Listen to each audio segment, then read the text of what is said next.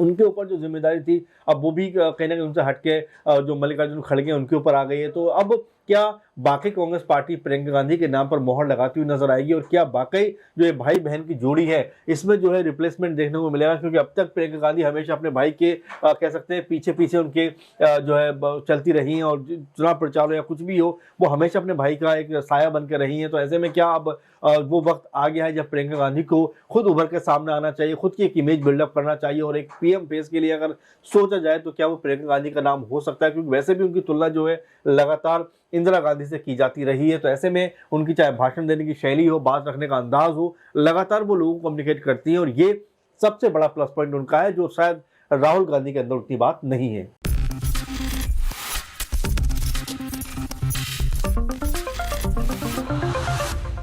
लोकसभा चुनाव को मद्देनजर रखते हुए आखिरकार इंडिया गठबंधन की तरफ से किससे आगे किया जाएगा पीएम उम्मीदवारी के लिए, ये सवाल हर किसी के जहन में बना हुआ है। जब से ये 28 राजनीतिक दलों का गठबंधन हुआ है तब से लगातार हर किसी के मन में यही सवाल है कि पहले तो कांग्रेस नेता राहुल गांधी थे चर्चा का विषय, लेकिन अब इसमें कई राजनीतिक दल हैं और हर एक राजनीतिक दल में से एक एक दिग्गज नेता है जो पीएम उम्मीदवारी के तौर पर खुद को आगे रख रहा है। और इसी बीच देखा जाए तो चर्चा का विषय गांधी परिवार से ना सिर्फ राहुल गांधी हैं बल्कि दूसरी ही तरफ पार्टी से राष्ट्रीय अध्यक्ष मल्लिकार्जुन खड़गे हैं। लेकिन तीसरी बड़ी बात जो निकलकर सामने आई, यहां पर कांग्रेस महासचिव प्रियंका गांधी वाड्रा को लेकर निकल के आई कि प्रियंका को लेकर अब भी मांग उठ रही है। ऐसे में देखना यही होगा क्या प्रियंका गांधी को उम्मीदवार बनाया जाना इतना आसान होगा? अगर हो भी जाता है तो क्या बाकी के राजनीतिक दल उन्हें स्वीकार कर पाएंगे या फिर नहीं? नमस्कार, मैं प्रांशी राठौर और आप देख रहे हैं नेक्स्ट 9 न्यूज।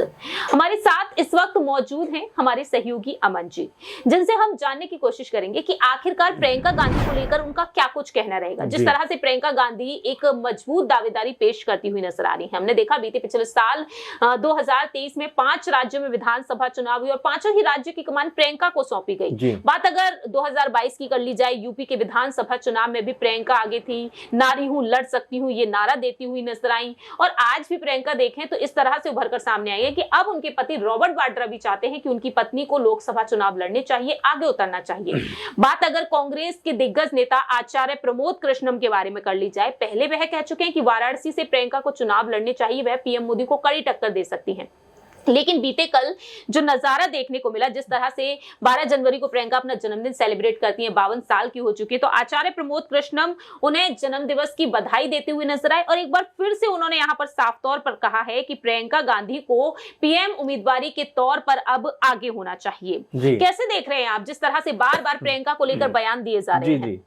देखिए, बिल्कुल प्रांशी जी, प्रियंका गांधी को लेकर बयानबाजी कोई अभी की बात नहीं है। मुझे याद आता 2018 में जब गुजरात में चुनाव हो रहे थे उस वक्त भी ये बात निकल कर सामने आई थी कि प्रियंका गांधी को आगे करना चाहिए, प्रियंका गांधी का नाम लेकर जो है कांग्रेस पार्टी को अब आगे बढ़ना चाहिए। और वहाँ के एक विधायक जो कैंडिडेट थे वो ये कह रहे थे कि अगर प्रियंका गांधी यहाँ पर चुनाव प्रचार करती हैं, उनका मुख्य चेहरा यहाँ पर होता तो कांग्रेस पार्टी यहाँ से 10 से 12 सीटें और ज़्यादा जीती। तो ऐसे में जो बिलीव कांग्रेस पार्टी के नेताओं का रहा है प्रियंका पे, वो इसलिए भी रहा है कि राहुल गांधी वो फैक्टर साबित नहीं हो पा रहे जिससे कांग्रेस पार्टी की नैया जो पार लग पाए। लगातार कह सकते हैं कि कांग्रेस पार्टी राहुल गांधी पे भरोसा जताती है, उनको आगे लेकर आती है, लेकिन वैसा इम्पैक्ट क्रिएट नहीं हो पाता जिसकी उम्मीद कांग्रेस पार्टी लगातार करती है। और यही वजह है कि इन सब के बीच में प्रियंका गांधी का नाम उभर के सामने आ जाता है, क्योंकि आपने देखा होगा कि वाराणसी से चुनाव लड़ने की बात उनकी हो रही है, यानी कि काशी में सीधे तौर पर प्रियंका वर्सेज नरेंद्र मोदी का मुकाबला को लेकर लगातार बातें हुई। खुद जो प्रमोद कृष्णम हैं वो भी यही बात कहते हुए नजर आए कि अब जो प्रियंका गांधी उनको आगे किया जाना चाहिए। राहुल गांधी में वो बात नहीं है और वो लगातार इस बात के लिए कहते रहे कि अब राहुल गांधी का चेहरा थोड़ा सा पीछे हटाकर और प्रियंका का चेहरे को आगे बढ़ाना चाहिए, ताकि कांग्रेस पार्टी को जो है एक नई जो एनर्जी है वो यहाँ से मिलती हुई नजर आए। आपने देखा हिमाचल चुनाव में जिस तरह प्रियंका गांधी ने कमान संभाली, वहाँ पर कांग्रेस पार्टी जीती, कर्नाटक में भी वैसे ही कुछ हुआ। तो अब क्या प्रियंका गांधी का जो कद है वो लगातार मजबूत होता जा रहा है और जिस तरह से मजबूत हो रहा है तो क्या आने वाले समय में उनके नाम पर ही कांग्रेस पार्टी जो है चुनाव लड़ती हुई नजर आएगी, राहुल गांधी का नाम थोड़ा सा पीछे हटा लिया जाएगा? इसको लेकर तमाम तरह के अपने अपने मत हैं, विचार है, लेकिन हाँ ये जरूर कहा जाएगा प्रांशी की प्रियंका गांधी की जो वैल्यू है, वक़्त है, इज्जत है और जिस तरह की उनकी ताकत है इन कुछ महीनों में या इधर के कुछ सालों में ज़्यादा बढ़ी है और पूरी तरह से वो एक्टिव भी नजर आ रही है, तब आने वाले लोकसभा चुनाव जो 2024 में होने वाला है उसमें उनकी भूमिका को लेकर एक अलग तरह का जो है परिदृश्य में कांग्रेस पार्टी देखना चाहेगी कि वो एक अलग तरह से उभर के सामने आए, ताकि अगर राहुल गांधी फेलियर होते तो कम से कम प्रियंका गांधी के ऊपर वो दाव लगा सकें और कांग्रेस पार्टी की जो नैया बीच मझधार में कहीं ना कहीं हिचकोले खा रही है उसको कहीं ना कहीं साहिल पे वो पहुंचा सके। लेकिन यहाँ पर अगर प्रियंका की बात कर ली जाए, आचार्य प्रमोद कृष्णम मीडिया के सामने ये बात कहते हुए नजर आए कि अगला प्रधानमंत्री प्रियंका गांधी को होना चाहिए। क्या इतना आसान हो पाएगा? आज देखा जाए जो पीएम मोदी हैं उनकी लोकप्रियता ना सिर्फ देश भर में बल्कि विदेशों में भी देखने को मिलती है। मोदी मोदी के नारे लगाए जाते हैं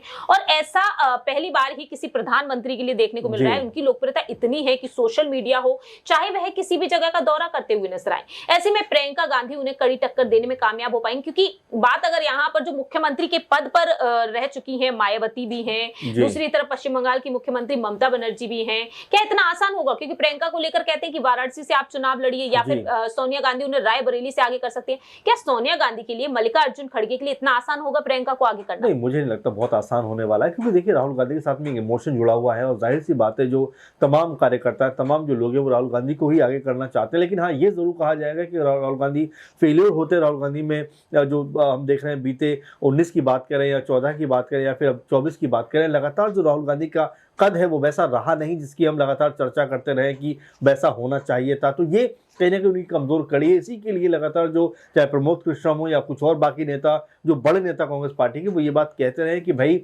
अगर राहुल की जगह प्रियंका को लेकर आया जाए तो रिजल्ट जो है बदल सकते हैं। तो क्या बाकी कांग्रेस पार्टी ऐसा करने वाली है? क्योंकि अब राहुल गांधी अध्यक्ष भी नहीं है पार्टी के, तो ऐसे में उनके ऊपर जो जिम्मेदारी थी अब वो भी कहीं ना कहीं उनसे हटके जो मल्लिकार्जुन खड़गे उनके ऊपर आ गई है। तो अब क्या बाकी कांग्रेस पार्टी प्रियंका गांधी के नाम पर मोहर लगाती हुई नजर आएगी और क्या वाकई जो ये भाई बहन की जोड़ी है इसमें जो है रिप्लेसमेंट देखने को मिलेगा? क्योंकि अब तक प्रियंका गांधी हमेशा अपने भाई के कह सकते हैं पीछे पीछे उनके जो है चलती रही हैं और चुनाव प्रचार हो या कुछ भी हो वो हमेशा अपने भाई का एक साया बन कर रही हैं। तो ऐसे में क्या अब वो वक्त आ गया है जब प्रियंका गांधी को खुद उभर के सामने आना चाहिए, खुद की एक इमेज बिल्डअप करना चाहिए और एक पीएम फेस के लिए अगर सोचा जाए तो क्या वो प्रियंका गांधी का नाम हो सकता है? क्योंकि वैसे भी उनकी तुलना जो है लगातार इंदिरा गांधी से की जाती रही है। तो ऐसे में उनकी चाहे भाषण देने की शैली हो, बात रखने का अंदाज हो, लगातार वो लोगों को कम्युनिकेट करती हैं और ये सबसे बड़ा प्लस पॉइंट उनका है जो शायद राहुल गांधी के अंदर उतनी बात नहीं है।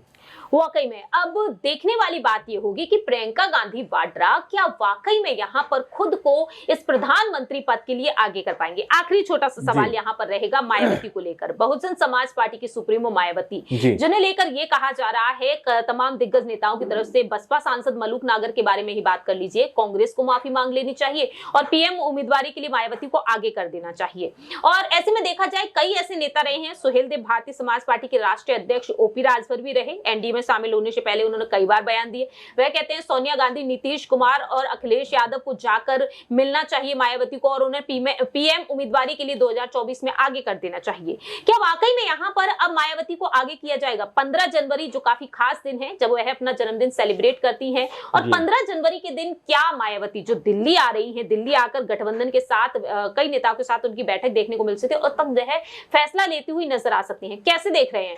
क्या मायावती के सामने यहाँ पर प्रियंका गांधी की जो एक तगड़ी भिड़ंत यहाँ पर अभी फिलहाल देखने को मिली, सियासी जंग जिसे कहा जा सकता है, कैसे देख रहे हैं इसे आप? देखिए, मुझे लगता है प्रांजलि जी कि मायावती वाकई एक बड़ा चेहरा रही हैं और वास्तव में उनकी जो लोकप्रियता है काफी हद तक यूपी में बहुत ज्यादा रही है। लेकिन ये कह देना कि वो एक बड़ा फेस बन सकती है, मुझे लगता है ये बहुत जल्दबाजी होगा, क्योंकि मायावती खुद ही अभी फिलहाल स्ट्रगल करती हुई नजर आ रही है, लगातार परेशान नजर आ रही है यूपी के लिहाज से अगर देखा जाए, क्योंकि विधानसभा चुनाव में उनकी एक सीट मिलती है उनको जो अपने आप में बहुत कम और ना के बराबर रिकॉर्ड है। तो ऐसे में मायावती को अपना संगठन को मजबूत करना है और चूंकि आज शायद बैठक भी कांग्रेस के साथ में उनकी होने वाली, तो ऐसे में कयास यही लग रहे हैं कि किसी तरह से उनको लेकर आया जाए, जो सीट शेयरिंग की बात है उसको कम से कम जो है पुख्ता तौर पर एक अमली जामा पहनाया जाए। उसके बाद पीएम फेस के लिए मुझे नहीं लगता कि मायावती को लेकर इस तरह से आया जाएगा, क्योंकि अगर ऐसा होता है तो ममता बनर्जी उनसे ज्यादा फिलहाल एक्टिव हैं, वेस्ट बंगाल में उनकी सीटें भी हैं। तो ऐसे में अगर यही आधार होगा तो ममता बनर्जी का नाम निकल कर सामने आएगा, या फिर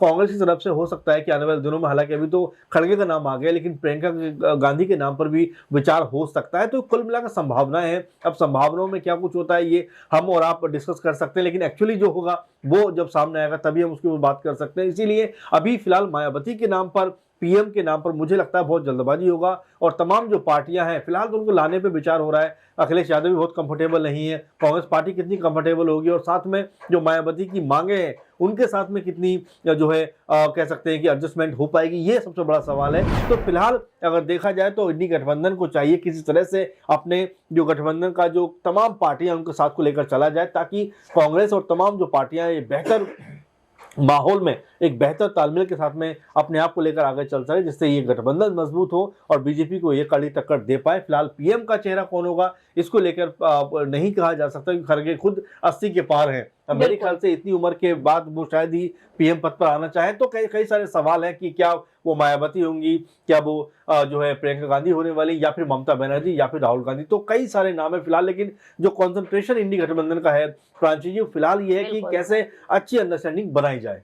वाकई में अब देखने वाली बात होगी कि आखिरकार प्रियंका गांधी के लिए यहाँ पर कांग्रेस आलाकमान क्या कुछ फैसला लेते हैं। क्या राहुल गांधी जो खुद इतने लोकप्रिय हो गए कि पीएम कैंडिडेट के तौर पर लोग उन्हें देखना चाहते थे, क्या राहुल गांधी अपनी बहन प्रियंका को आगे करना पसंद करेंगे खुद को पीछे रखकर? ये देखना काफी ज्यादा अहम हो चुका है। फिलहाल इस खास प्रोग्राम में इतना ही, लेकिन आप क्या कुछ कहते हैं इस रणनीति के बारे में कमेंट सेक्शन में आप बता सकते हैं। क्या अब देश का अगला प्रधानमंत्री एक बार फिर से नरेंद्र मोदी जी को ही होना चाहिए या इस बार किसी महिला नेत्री को प्रधानमंत्री बनना चाहिए? कमेंट सेक्शन में आप बता सकते हैं। तब तक के लिए आप देखते रहिए नेक्स्ट 9 न्यूज।